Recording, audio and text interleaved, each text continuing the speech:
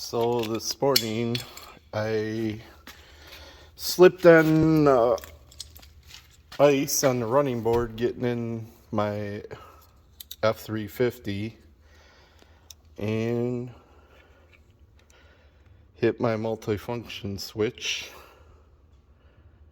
and this was the result.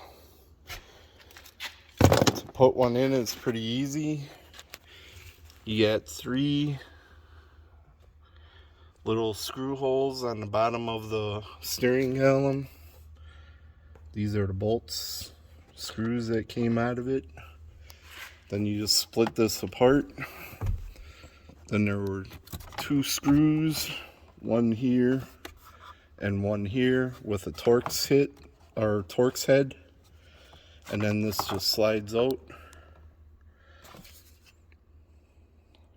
Got my brand new one. Luckily the Ford dealer had one in stock. Just slides right back in. Make sure it's tight. Put your screws back in with Torx head.